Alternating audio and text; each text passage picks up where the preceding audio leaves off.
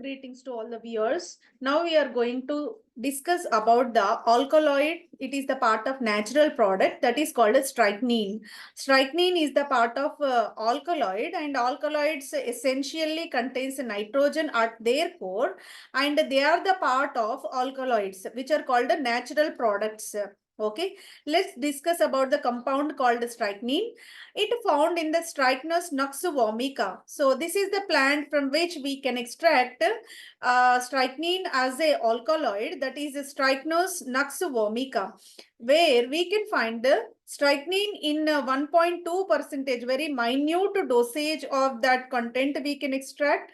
And additionally, we can also find another material called brucine. Brucine is the analgesic drug we can already aware about, and that found 1.6 percentage. And one more thing I would like to extend over here, the entire session is powered by AI powered session. The content whatever we grabbed, everything is AI powered, right? So in order to get the maximum extent of strychnine from the plant material, another one we had Strychnus ignatia. This Strychnus ignatia, where we can find the strychnine in the maximum content, higher extent, higher concentration, right? But in general, it will be extracted from the Strychnus vomica, where 1.2% of strychnine found in addition to the brucine, right? Let's go with the introduction for this strychnine natural product, that is alkaloid material.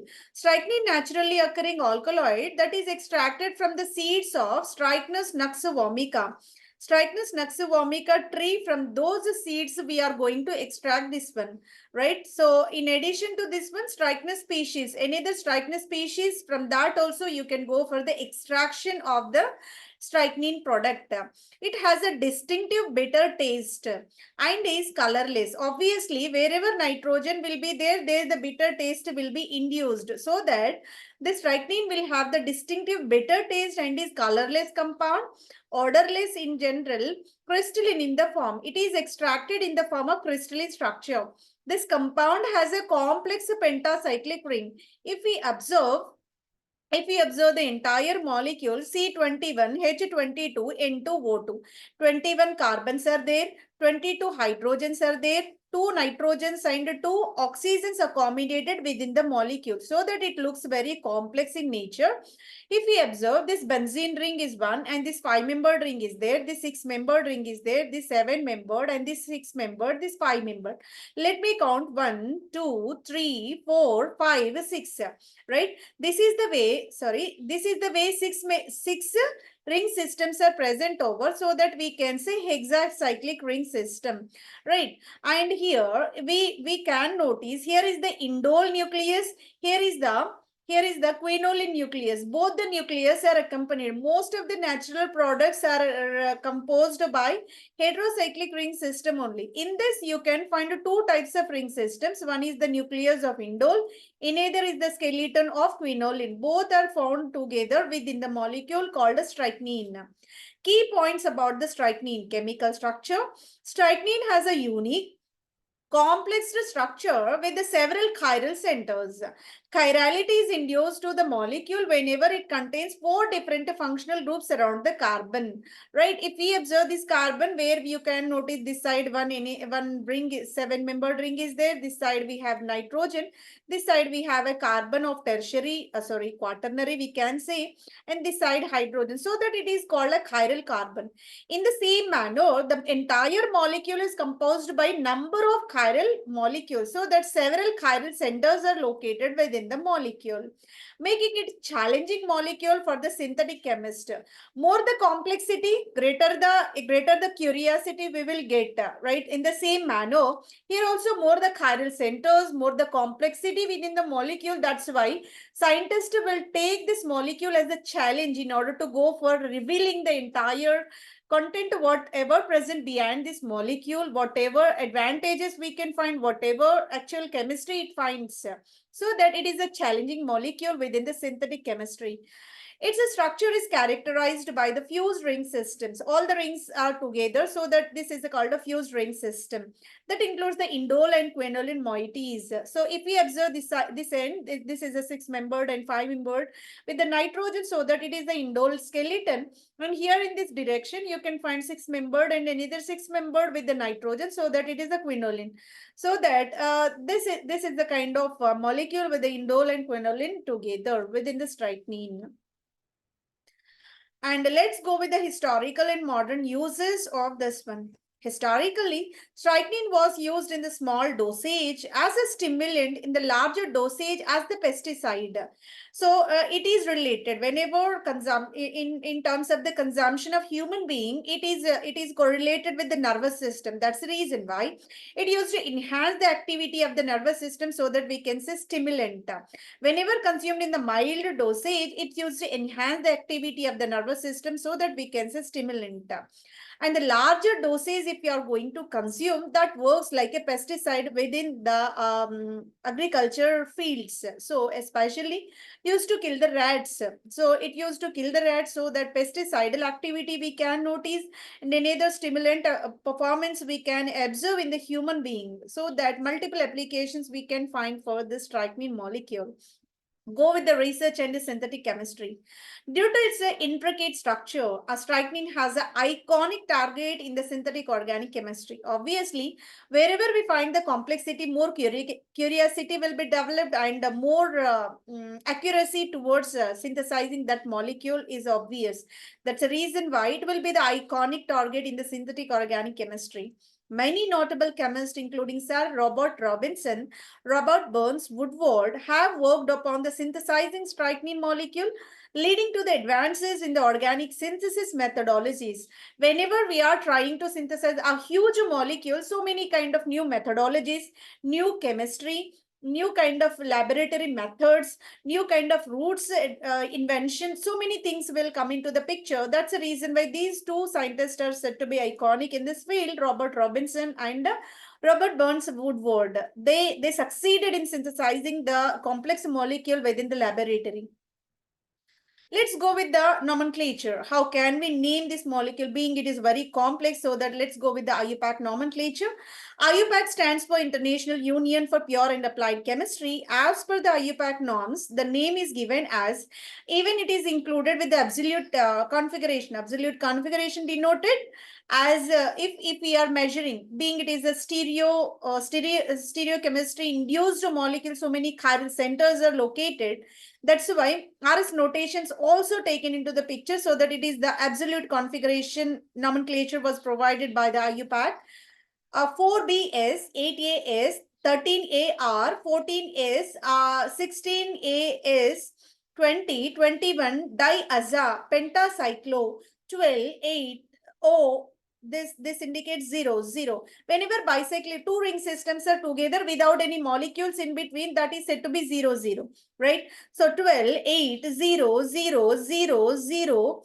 Docosa 1, 14, 2, 11, 3, 5, 7, 9, 15, 19, 16, 20, nona in 14, 16A diol. So entire molecule is given with the accurate naming system, where the thing what we have to notice within this IUPAC nomenclature is this A sign or denotes what, wherever chiral carbons are present, there what is the kind of polarimeter rotation of the optical rotation that taken into the picture, that is S configuration, sinister we can say. And 2021 positions are located with the diaza. Diaza means, so here is the nitrogen, here is the nitrogen. The nitrogen positions are mentioned over here. And later on, whenever bicyclic system, any two ring systems got fused, so that we have to mention number of atoms in between. So that is regarding the entire this. Sorry.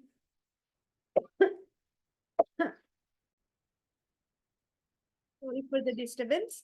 And here, the whatever square bracket terms are mentioned, whenever fused atoms are present, they are incorporated over here. And here, nona-ene, Wherever double bonds are present, those double bonds are mentioned with the numbers. And wherever diol, when we observe the molecule, we can't notice double bond actually. But logically, name was mentioned here. The molecule is accompanied by the double bond. This is called a ketonic molecule, right? We can transform this ketone into enolic form. Then you can find a hydroxy functional group that is located at the carbon of 14 and 16 as well. This is the way more complex naming system is provided for the strychnine as per the IUPAC naming system.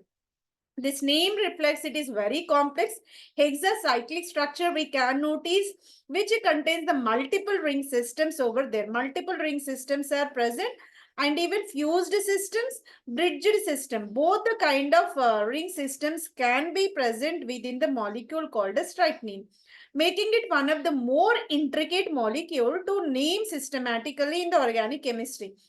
So whatever the kind of molecular naming is provided, it is very very typical naming system is given for this strychnine molecule. Strychnine is naturally extracted from the plants of Strychnus genus, particularly from the seeds of Strychnus vomica.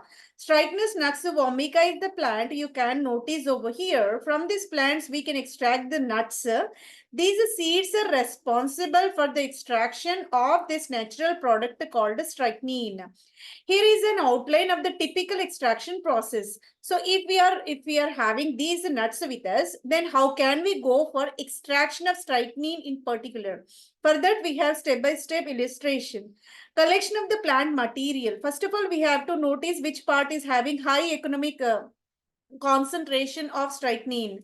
So we noticed seeds are having highest concentration, so that seeds of Strychnus vomica were collected, which contains the highest concentration of strychnine, which are gathered and further dried. So entire moisture content got evaporated, so that entire drying process got carried. The seeds are ground to increase the surface area. Whenever we are grinding, what happens? More reactivity, more easy extraction process we can, as per the surface area increases, and reactivity also enhances, which helps to release the alkaloid during the extraction. While grinding process, so the size of the particle will be minimized so that its extraction will be maximized. That is the way extraction will be carried. Whatever dried shrubs we are taking, that should be added with a suitable solvent. Later on, it will be extracted, right? So now we entered into another segment called extraction process.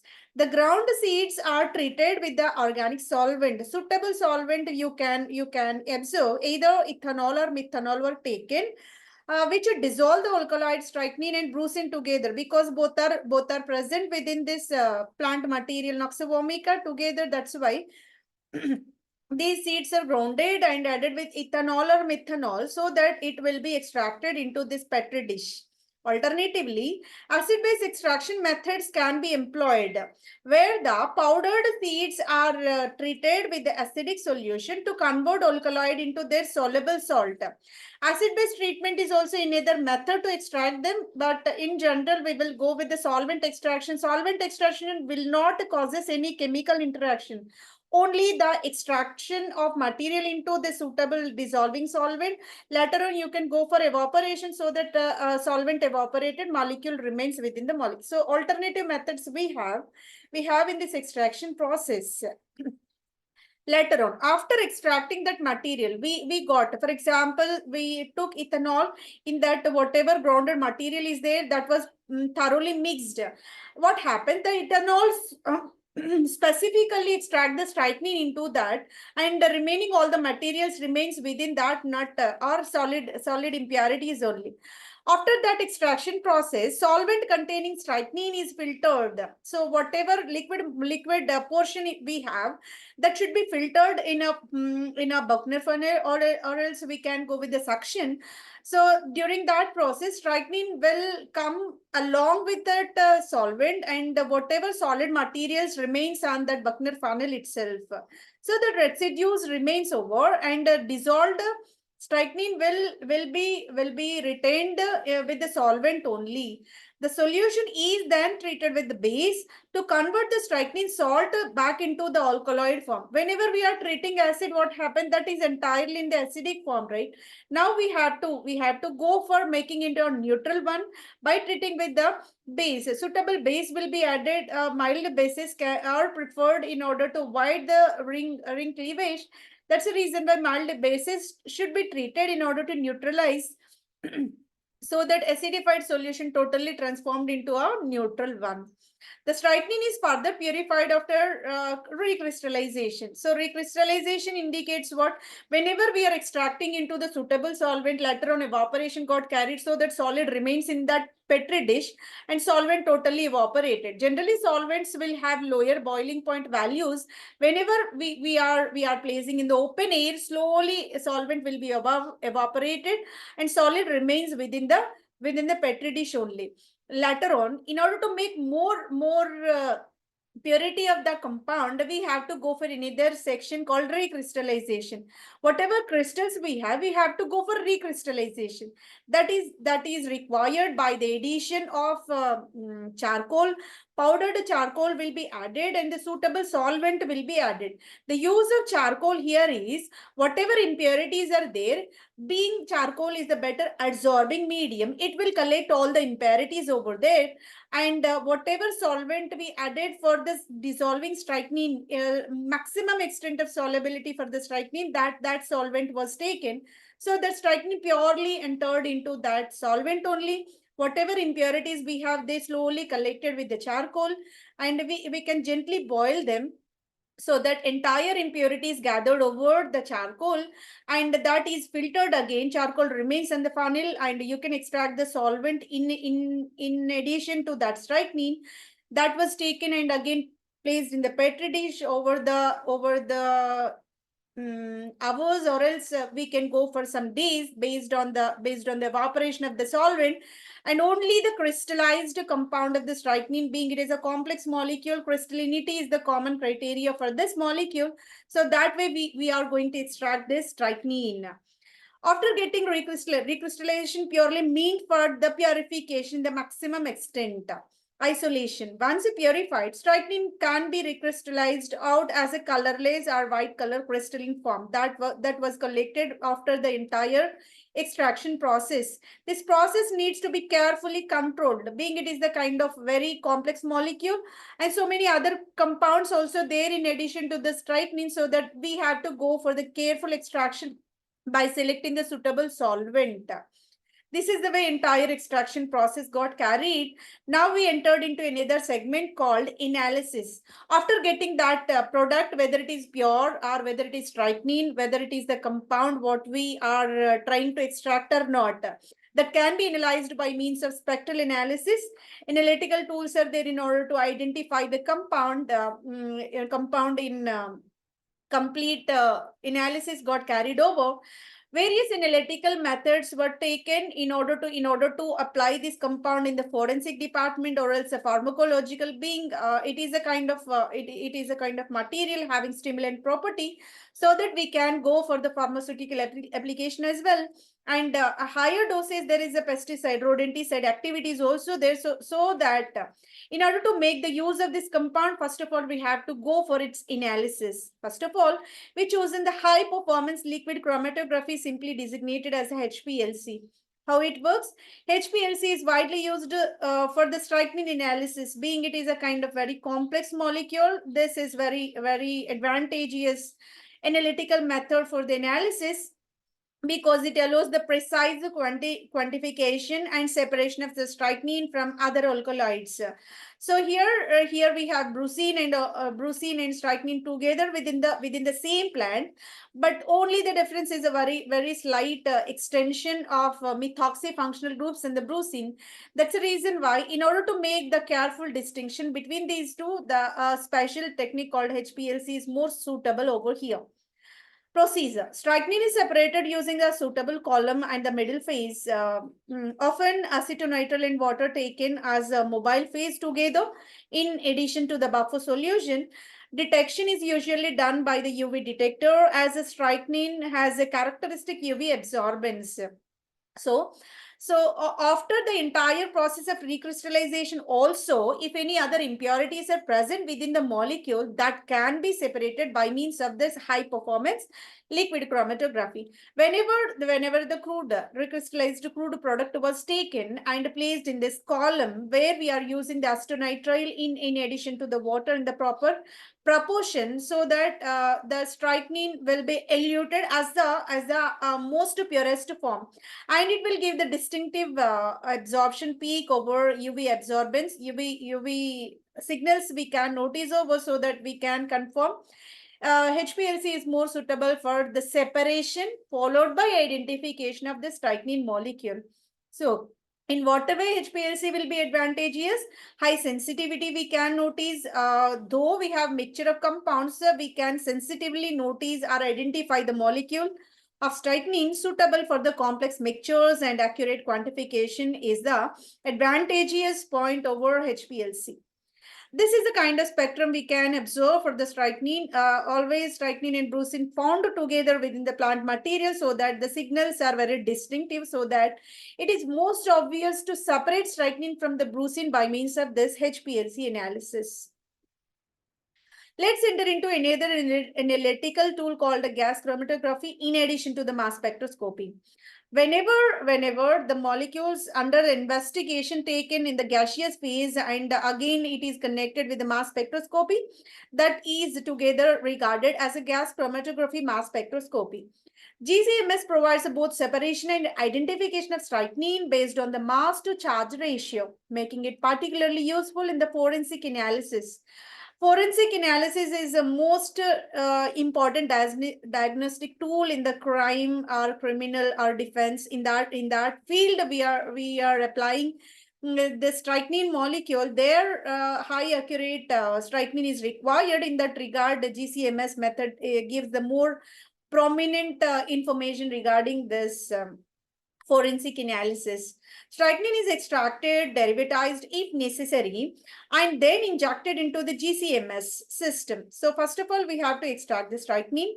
If required, it should be derivatized. Derivatization is nothing but whatever molecule we had, that should be further improved, either by alkylation or else whatever ether is there, that to be further promoted into next level, that is called derivatization. If required, that derivatization is also carried, later on it should be entered or injected into the GCMS system. The mass spectrometer helps in the confirmation of strychnine's identity with its ionic fragmentation pattern whenever it entered into the GCMS system. Here, GCMS system, gas chromatography, mass spectroscopy. Together, they are working. Gas chromatography for the separation of the molecule. MS is for identification, obviously. Here, 335 is called a molecular ion peak, which is also called a parent ion peak. Later on, it's subjected to fragmentation process. The fragmentation is required for the complex molecules in order to make the small pieces. Compared to the larger molecules, small fragment analysis somewhat more convenient. That's the reason why MS mass spectroscopy is giving the fragment peaks as well. So this is the way high specificity is provided by the mass spectroscopy, and high sensitivity is also given over there. And even by taking the very minute quantity, trace amounts can be detected in the high accuracy point, so that structural identification, it is the very important tool for this complex molecule. Let's go with another technique called LCMS. LC denotes liquid chromatography. Whenever the sample was taken in the liquid form, that can be analyzed in conjunction with the mass spectroscopy. GC denotes vapor phase starting. I found this on the web for liquid chromatography. Whenever the sample was taken in the liquid form, that can be analyzed in. Thank you. So whenever a vapor form of the sample compound was taken, that is called GCMS. Whenever liquid form of the compound was taken and further analyzed for the mass spectroscopy, is called LCMS, right? LCMS combines the liquid chromatography separation capabilities, mass spectroscopy detection, Here, separation followed by detection carried by LCMS technology, right? So allowing accurate strychnine analysis in the complex biological samples, right? Strychnine is separated via the liquid chromatography. You can extract the compound into the liquid solvent. In that liquid form only, examination got carried so that LCMS deals with the liquefied samples were taken over. And further, obviously, in order to go for the mass spectroscopy, ionization is very important, right? Mass by charge ratio in M by Z values only we are taking in the LCMS or any mass spectroscopy, right? That's the reason why ionization is the most important part in that analysis. So this is the way entire procedure got carried later on. Later on the ionization, the molecule is supposed to be entered into mass spectrometer, right? So this is the way whenever molecule entered into mass spectrometer, this is the way you are going to observe the peaks in that mass spectrometer of LCMS. LCMS chromatograms, we can say. Whatever peaks containing these signals are called chromatograms. And these chromatograms representing the molecules, so many molecules are together. Strychnine was there and brucine is there, and their metabolite, their derivatives also taken the part over there. Here you can notice 4 peaks.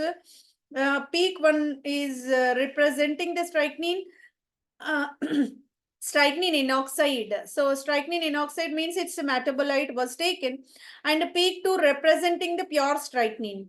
Peak 2 corresponds to the pure strychnine, and the largest peak here is the brucine, and another brucine-An oxide was taken. So this is the way LCMS is used to give the distinctive peaks. If we are observing these peaks, it indicates what here are 4 compounds located within the mixture. So whatever the sample taken for the analysis, there four different compounds are together. So that among 4 compounds, one of the compound is strychnine. It is not in the pure form, rather it is a kind of mixture, and some other metabolites also accompanied with this. This is the way LCMS diagram was given for our analysis process. Later on, we entered into another segment called infrared spectroscopy. The role of IR spectroscopy to notice what functional groups we have. So if we observe the strychnine, sorry, you can notice nitrogens are present. These nitrogens are not in a free form, rather they are in the fused form. And another ketonic group is there, another ether group is there. All these functional groups are distinctively noticed by means of infrared spectroscopy. And infrared spectroscopy signals are located within the molecule. We can observe the absorbance percentage of transmittance versus a wave number. So all these peaks are located for this molecule called a strychnine. So these peaks are originated based upon the vibrations carried and the transitions carried within the molecule called strychnine. And these spectral lines are noticed for the strychnine molecules whenever it is placed in the infrared spectrophotometer. Procedure. Strychnine typically in a solid or powdered form, analyzed using IR to obtain its distinct infrared spectrum, right? Either in the solid or else a powdered form we have to take for the analysis. Later on, it is placed in the infrared spectrophotometer. These kind of signals we can notice. The advantage of this technique will be quick identification of functional groups are possible, and purity of the compound can be checked over there.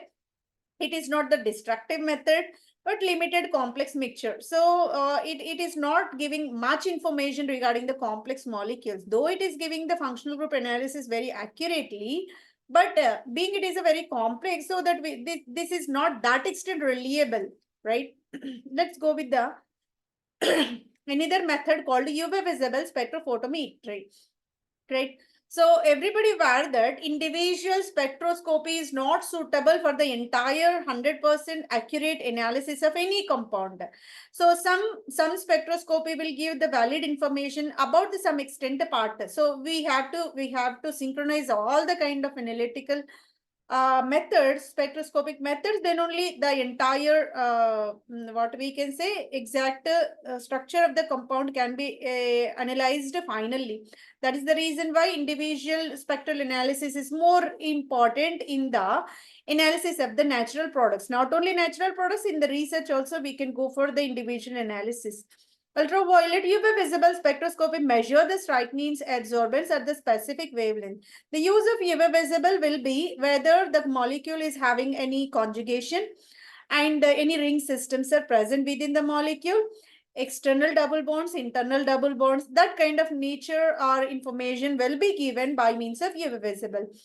So that here the kind of signals noticed within the UV visible spectrophotometry in 200 to 400 nanometers range. We can notice 200 to 400 nanometer range. The signals are appeared, broad peaks are appeared in this for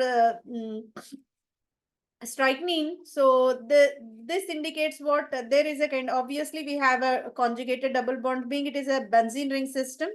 Conjugation is obvious over there, and exocyclic ring systems are present, endocyclic ring systems are present, so that the entire information is given by this UV visible spectrophotometry. Let's go with another called C13. C13 NMR gives the nature of the carbon.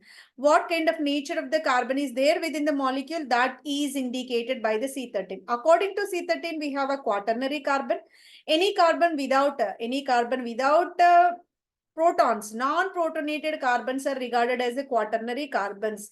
Blue lobes are located over. All the blue lobes indicates what carbons are quaternary. That means no hydrogens are surrounded with them. Methylene carbons. If CH2 carbons are present within the molecule, those are called a methylene.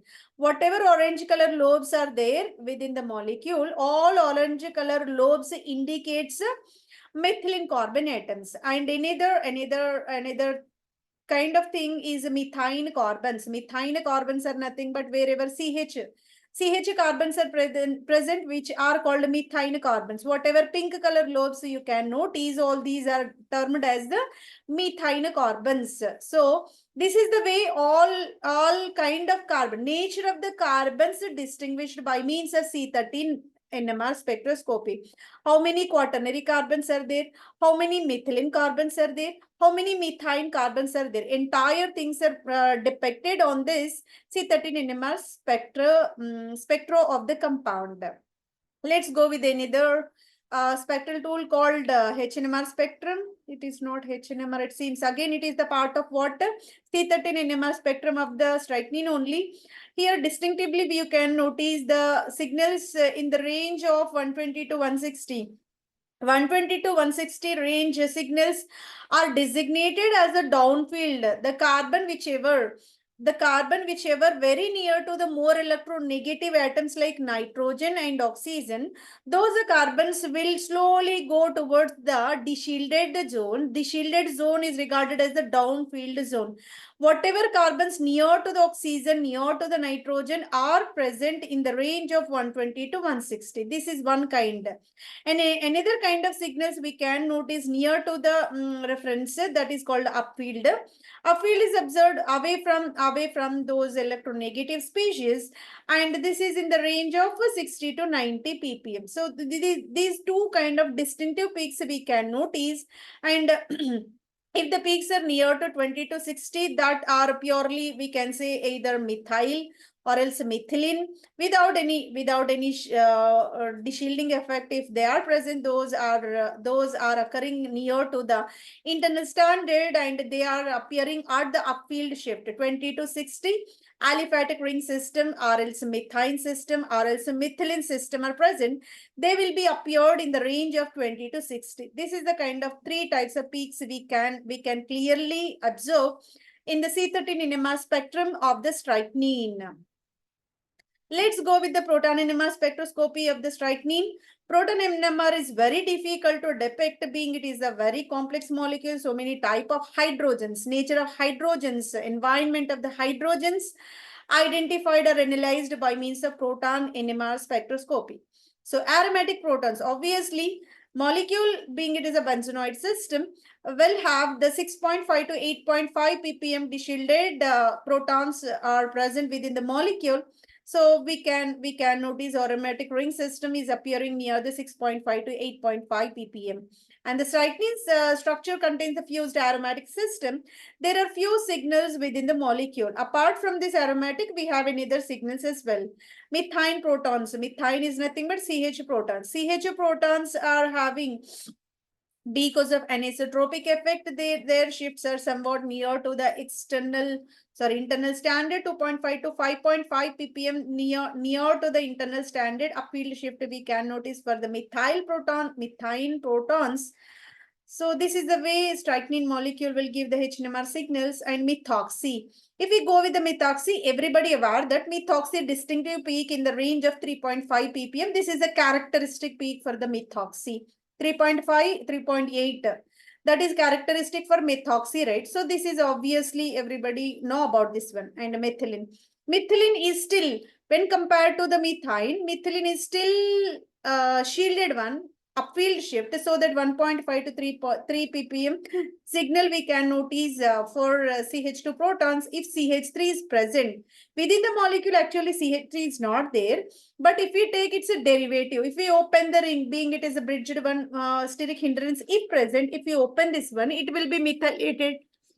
It will give the signal for the methylated one. So at that condition, we can notice the signal in the range of 0.8 to 1.5 ppm. Highly upfield shift we can notice for the methyl. Methyl protons are most shielded protons. And this is the entire HNMR spectral signals, where which hydrogen gives the signal in which region. That kind of data is provided. Being it is complicated, it is given. But in specific, we mentioned with the signal corresponding to the region is mentioned in a clear manner. Hopefully, this is very, very understanding signal structure for the strychnine molecule. Let's go with the another segment called biosynthesis of strychnine. How can we go for the biosynthesis? Biosynthesis denotes what? By using natural materials only it is possible to synthesize within the molecule, or else within the plant material, how this strychnine is going to be synthesized. That analysis we are doing. We are not going to synthesize, rather we are observing in what way the one material is transforming into strychnine. That is called, it's a biosynthetic pathway. Okay, in order to synthesize strychnine in conjunction, or else in addition to the brucine, obviously both are existing together. So here we are taking the two starting materials. One is called tryptophan. Tryptophan is the indole containing amino acid. It will be indole containing amino acid is called a tryptophan. And another is called a GPP. Geranyl pyrophosphate is called a GPP. These two are the naturally occurring materials whenever going to bind together, and some kind of chemical reactions are proceeded. Here arrows indicates what, being it is very complex, it is not possible to mention step-by-step analysis what is happening in which way. So that is very difficult. Rather, in order to easing the process, we gone through the double arrows over there, so that some chemical reactions are carried beyond this process. Later on it will be transformed into the indole in conjunction with the multiple ring systems over there. Later on we are performing oxidation and reduction step by step, so that within the molecule we are observing more fused ring systems. Later we gone through the acetate, addition of acetate over there. Another ring system is developed in between. This G new ring system is developed over there. This is called a strychnine.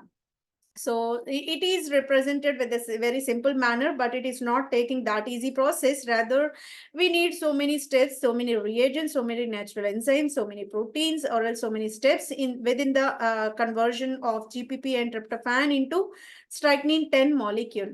So in order to convert strychnine into the brucine, again we have to go for hydroxylation. Hydroxylation denotes what? Whenever molecule is substituted by hydroxy functional groups, that is called hydroxylation. So that here at the position 10 and 11, you can notice OH and OH first. Later on, methylation got carried. Whatever OH is there, that transformed into methoxy. CH3 will be added over so that CH3O will be originated on the 10th and 11th carbon. That is the distinguishing factor between the strychnine and the brucine. This is the way strychnine can be synthesized by biological pathway called a biosynthetic route. Right. The proposed biosynthesis pathway for the strychnine and the brucine is provided. A partial biosynthetic pathway was predicted on the basis of previous radioisotopic feeding experiment. So in order to identify whether the process is going in this direction or not, isotopic labeling will be carried. Whenever isotope is introduced at one of the element, either you can take carbon, obviously carbon, cystatin isotopic form will be taken, so that wherever isotope introduced, that isotope is going in its pathway, so that we can easily trace the mechanism. Isotopic labeling is the important method in order to analyze the complex process whichever not known. So isotopic labeling, radioisotopic labeling process is what induced over there. Within the molecule, within the pathway, we are taking starting materials two. One is called geranyl pyrophosphate, another is tryptophan. These two materials are mixing together. Later on, so many chemical transformations got carried. Finally, strychnine will be synthesized. From this strychnine, again, we can go for still extension called brucine by hydroxylation followed by methylation. This is by biosynthesis. Let's go with another segment called can we synthesize the same molecule within the laboratory? So every time researchers go for a new kind of invention, new route, new method, new compound, whatever. So everything should be taken in the new form. That's why. So this much extent of complex molecule is there. Can we synthesize within the laboratory? That is the question given. Now, the laboratory synthesis of the strychnine in the chemistry is very complex. Structurally, it is very complex molecules, and so many ring systems are present, and so many whenever stereo centers are present, it is very complicated. Still complicated it will be, because we have to stereo denotes what orientation. Wherever the functional group is there only we have to locate that functional group. Then only its entire medical properties will be retained. So whenever stereochemistry come into the picture, the synthesis of the molecule becomes more complicated. That's why the synthesis of this strychnine molecule is a more, what we can say, highly complex process, and bridging framework is also required. So this kind of bridging system is also present. Highly complex structure is the one part, and second is more number of heteroatoms are located. High molecular weight is there, polyannular system it will be, and chiral centers are located, and moreover, what we can say, bridged framework is also that these many complexities are present within the molecule. That's why we can say it is a challenging molecule for the researchers. The first complete synthesis was achieved by the Robert Burns Woodward in the year 1954. A landmark in the field due to its difficulty and ingenuity required to assemble its structure. It's a very, very rare and we can say it is very complicated form of synthesis included with the stereo centers. That was successfully achieved by the scientist called Robert Burns Woodward in the year 1954. Over the years, numerous synthetic routes have been developed with some improvements, making use of modern techniques and catalyst and the streamlining the synthesis. So that obviously whenever route was started, and a new kind of methodologies will be developed over in order to make more convenience over there. Here is an overview for the general approach and key strategies involved in the laboratory synthesis of strychnine. Retrosynthetic analysis and strategy. Retrosynthesis denotes what? Whatever molecule is already there that should be fragmented in order to make a complex molecule into the simpler one by backwarding, not forwarding, backwarding the entire synthetic route. So whatever starting material is there, from that we are going to make a complex molecule is called forward direction of synthesis. Whatever complex molecule is there that should be fragmented in order to make the simplest one is called retrosynthesis. That is also the part of stereochemistry. And let's see how retrosynthetic analysis got carried for this molecule. Woodward's retrosynthetic analysis is carried over. Initially, we are taking the starting material called the strychnine. That is a very complex molecule. It should be fragmented in between this. Whenever molecule was taken, the most important thing we have to notice is where the breakage is most simple. Obviously, ether linkage is very feasible for the cleavage. That's the reason why ether linkage will be cleaving over, so that ring opening will be carried, though it is a 7-membered, but ether linkage is more because oxygen accumulated with the 2 lone pair of electrons highly stressed within the ring system, so that it want to open up. So it used to give the opened ring system over there, which is called isostrychnine. Further, it gone through the rearrangement system within the molecule. It will be rearranged in such a manner, giving rise to the bridgehead compound with the vicinal diketonic functional groups. Later on, again, retrosynthetic pathway is proceeded, giving rise to what we can notice over this molecule got here the fragmentation got carried. We have to go for the fragmentation in between.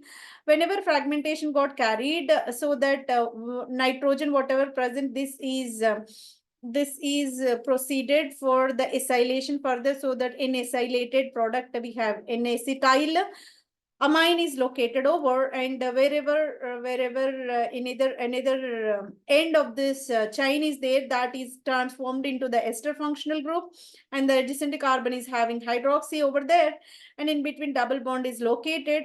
Being we are not proceeded with the step-by-step analysis, rather overview we are seeing, because it requires the only this Woodward retrosynthesis itself requires the much longer time in order to make the convenience. We are not going through the step-by-step analysis, rather overview we are observing.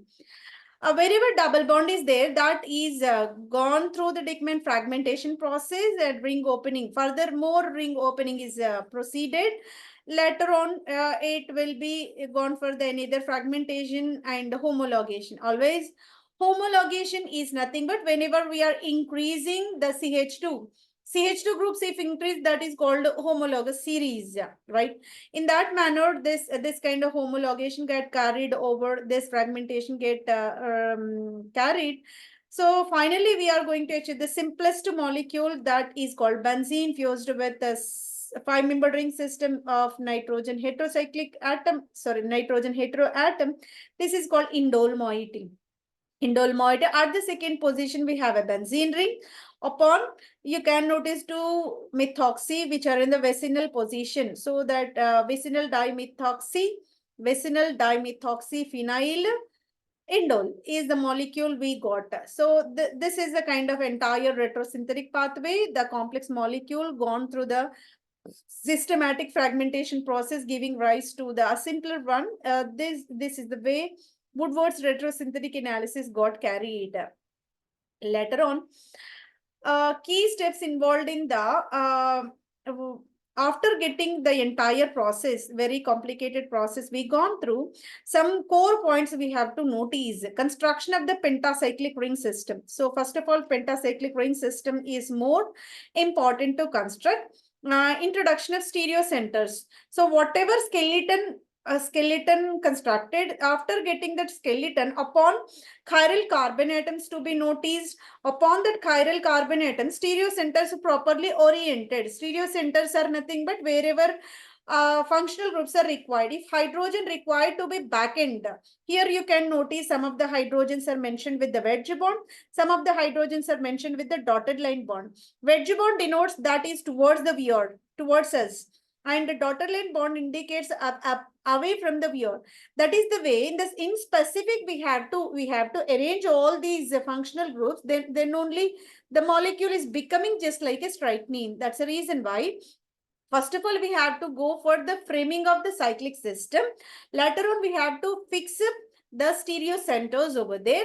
After getting that stereo centers, formation of quaternary carbons. Quaternary carbons are nothing but the carbon which is having no hydrogens upon. All the carbons are fully busy with all functional groups around. So that is with the bonds only. For example, let me go with this, which carbon? This carbon. So here, let me give one example only. If I am observing this carbon, around this carbon, here is one carbon again, here is another carbon again, here is another carbon again, here is one more carbon, so that it is not having any hydrogen, rather it is bounded with the all sides bonds only. That is called a quaternary. That is the way quaternary carbon fixing is also another part, bridge ring formation. Bridge ring means what?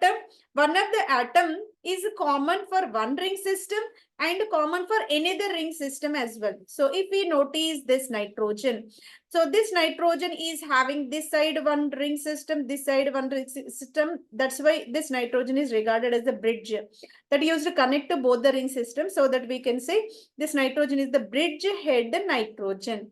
That fixing is also important.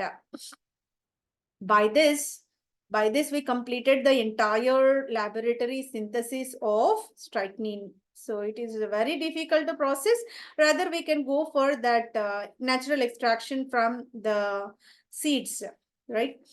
So let's go with the applications. We are at the edge of the completion of the session. So by getting the applications of this strychnine, we are going to conclude the session. So first of all, strychnine being it is a material found in the plants, natural product it will be. In whatever we effectively utilize this, we have to go for. So first application is regarded as a pesticidal activity. So in the farmlands, we can go for so many kind of crops are growing there, and along with that, so many kind of disturbing pests are growing, which are rats and their disease causing pests also present. So in order to effectively eradicate these rats and related family, so rodenticide, so this strychnine is effectively working like a rodenticide. It used to kill the rats within the fields. Pharmacological and toxicological research, neurological studies. Just now we gone through, strychnine is having the stimulation of the nervous system, so that it is having the nervous system stimulation property. It is an inhibitory, it is playing the inhibitory role in the neurotransmission of the central nervous system. So it is affecting the neural signaling pathways, right? So the dosage, how extent we are consuming based upon it will show its impact on the nervous system, right? So neural signaling pathways will be impacted. If we are taking mild dosage, what happens? It will stimulate the signaling system. Neural signaling system will be stimulated. So highest dosage, everything, any drug is having its own limitations, right? Every doctor will prescribe the optimal dosage of that drug. In the same manner, here also we have to go for the strychnine in the prescribed mild dosage form as a stimulating agent. And another is about receptor studies. Strychnine effect on the glycine receptor and exploring the receptor structure, function, and the role of glycine as a neurotransmitter. So in the human body, everybody aware about that one. So whenever we are consuming the food, so that we are very active and we will do our works in very conveniently. So glycine is a kind of amino acid that is having the work. Glycine is the amino acid having the work of neurotransmission. Whenever neurotransmission get carried, what happens? Nervous system, neural signaling system will work in a effective manner. So at the receptoric site also, whenever strychnine is consumed, it show its impact, it show its effect. That study is under research. And another we can go for analytical standards. For the forensic and toxicological labs, strychnine is used as a standard reference. How extent means, for example, strychnine is the kind of material in the higher doses, it may induce the toxicity, right? For example, if we are consuming around 10 milligrams, let me give 10 milligrams will be the standard. Above that, it may induce the toxicity. So what happened? That extent toxicity that taken as a standard over there, and any unknown compounds were taken, whether it is having that extended toxicity or not. In that manner, the strychnine is working like a standard reference in order to measure the toxic effect of the new drugs, historical and rare medical applications. So we already observed that it used to induce the stimulating property, right? So these athletes, in order to make their nervous system active, they sometimes consume this strychnine as a stimulating system. It used to stimulate or enhance the activity of the nervous system. Whenever nervous system is working in a proper manner, our activities will be elevated, right? So that is the way it will work upon. In addition, heart disorders will be curated by means of the strychnine, and respiratory disorders also treated.